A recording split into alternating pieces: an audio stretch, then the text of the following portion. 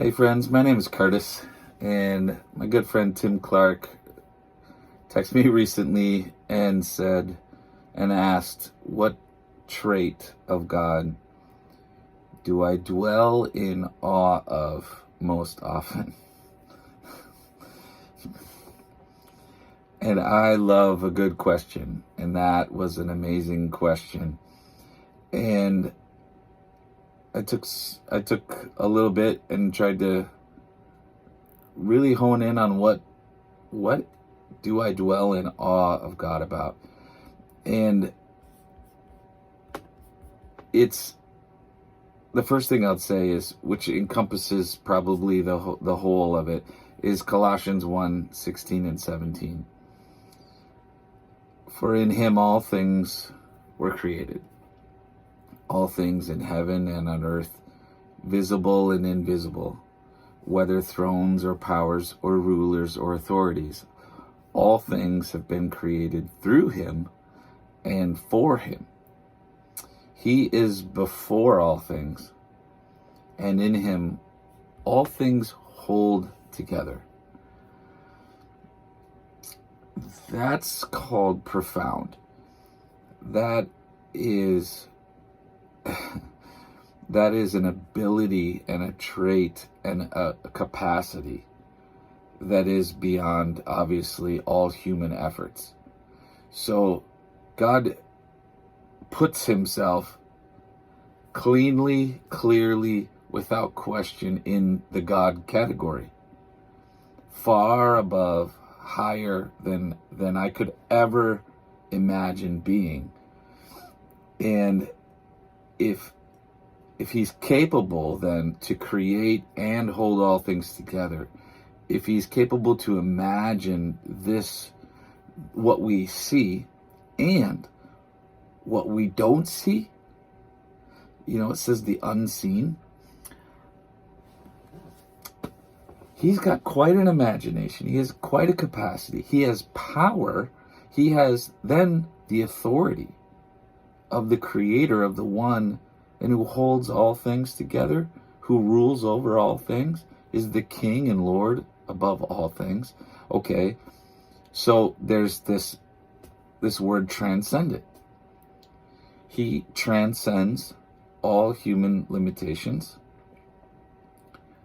That is mind-boggling to me, right? So if he transcends human and natural limitations,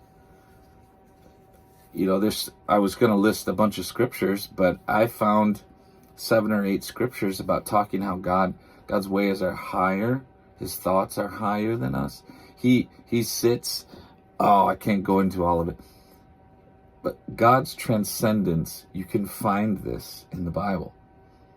And one that I'll share is in the Psalms. It says that he sits high and he stoops low. He sits high as king, and yet he's not a lonely king, because he created people that he loves. So he stoops low to delight in his people, to hold all things together. So this is an interesting paradox of this transcendent God. Here he is fully sufficient or satisfied in and of himself as the creator of all things, and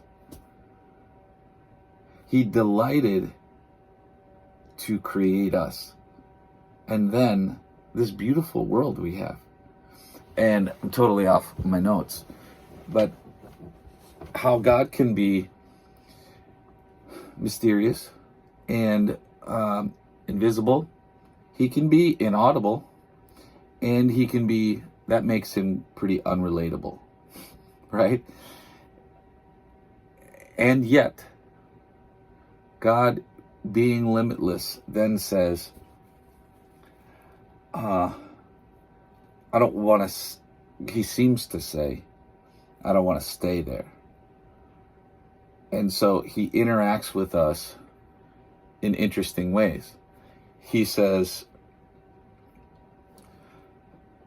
in and of myself, as if I'm talking for God, he, through the Bible, he's described himself as perfect, holy. So he doesn't make mistakes. What he makes is good and very good. He is eternal, and so his standard is called the highest, all right? And yet the world that he's created, he's given a free will to us. And so we live in this place ultimately because of sin. There's brokenness and there's pain. And so God, he's created it, but he doesn't need to partake in it. He's sufficient in and of himself. But he made us and this world, and it's experienced brokenness. So what does he do? He sends Jesus. It makes no sense other than his love and his care for his people. He sends Jesus to what? To be born of a woman, the same way that we are, to experience a life, and didn't need to do that, but he did that. Why? He lived a life experiencing the same temptations we do, the same struggles and pains and joys and triumphs and laughter that we do. Jesus did. And brokenness. To have a broken heart to see and to weep over a friend who's passed away. To experience marvel at someone's faith, and also to approach Jerusalem or Israel and have a heart as a mother for her hens. A mother for her hens. Mother hen for her babies. I should probably edit this part out.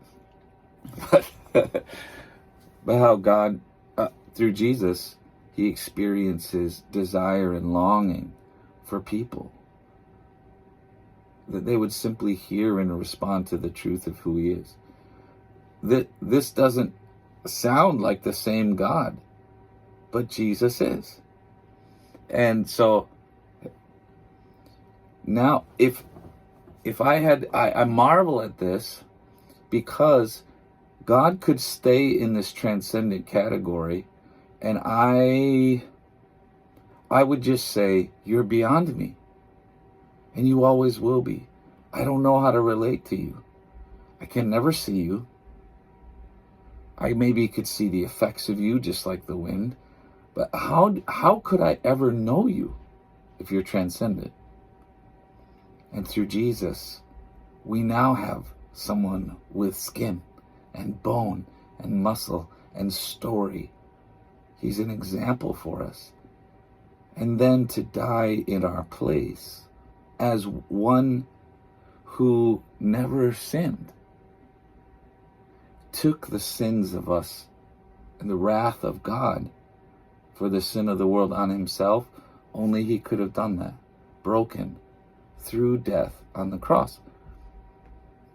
Now I experience Jesus as God, who knows pain and brokenness. He knows what it's like to have friends and betrayal. He knows what it's like to be hungry and thirsty. He knows the joy that I feel and mourning, the grief. He experienced it all. That's pretty profound to me.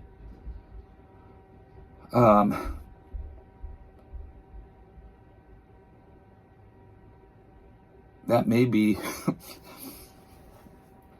a great place to stop for me. That God has the choices that God has made, because he could make any choice that he could ever dream. He could make any choice. And he chose for himself to be absolutely out past our imagination. And he says that he would dwell in us through his Holy Spirit. You don't get much closer than in. Inside of us is his Spirit's temple. So that's called near. Now God, who seems so far and distant beyond our imagination, is not at all. He's near. He's in. He's around. It is. We have these words now through Jesus.